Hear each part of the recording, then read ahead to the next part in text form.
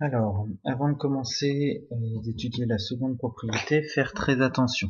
Quand on a une expression telle que f égale 2y plus 3 facteur de 5 moins 4y fermé les parenthèses, ici on peut remarquer que devant la parenthèse on n'a ni un plus, ni un moins, ni rien, on a un 3.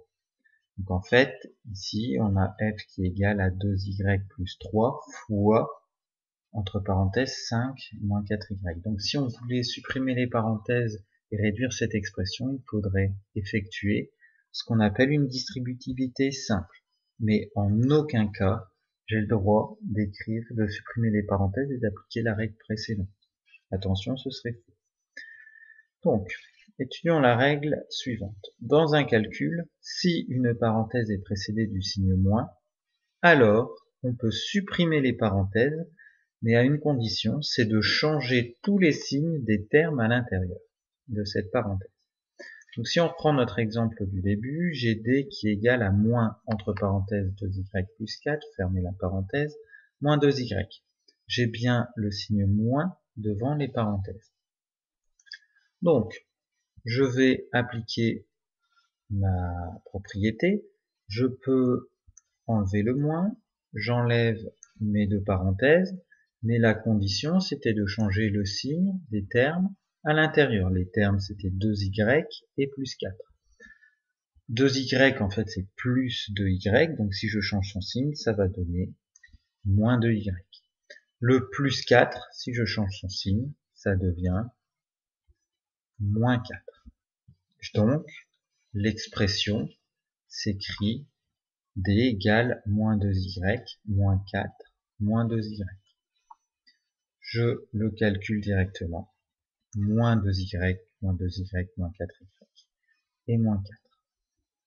Étudions tout de suite un second exemple. J'ai ici 3y moins, entre parenthèses, 2 plus 3y, fermez la parenthèse.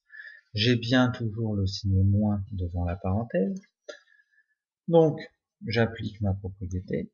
Hop, j'enlève le moins, j'enlève les parenthèses et je n'oublie pas que je dois changer le signe de ce qu'il y a dans la parenthèse. Donc le 2, c'est plus 2, ça va devenir moins 2.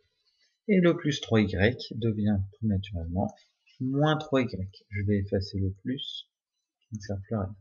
J'ai donc ici l'expression e qui est égale à 3y moins 2y moins 3y. Je vais les remettre, le réécrire proprement. Donc j'ai 3y moins 3y, ça va faire 0. Il reste donc e qui est égal à moins 2. Un dernier petit exemple. Si j'ai f qui est égal à moins, entre parenthèses, 2 moins 4y, fermez la parenthèse, plus 1. Je vais appliquer ma formule. Je supprime le moins, j'ai bien un moins donc devant les parenthèses. J'efface le moins, j'efface mes parenthèses. Et il va falloir que je change le signe de ce qui est dans les parenthèses, c'est-à-dire le plus 2 ici va devenir, vous l'avez deviné, moins 2. Le moins 4y, c'est négatif, va devenir plus 4y. Après, il me reste plus qu'à recopier le plus 1. Je n'ai plus qu'à calculer, donc le 4y, je le mets en premier. Donc ça va donner 4y, il me reste à faire moins 2 plus 1, qui va donner moins 1. Il vous reste maintenant à donc recopier ces propriétés dans le cours avec les exemples et ensuite de faire le QCM qui se trouve à la fin de la fiche.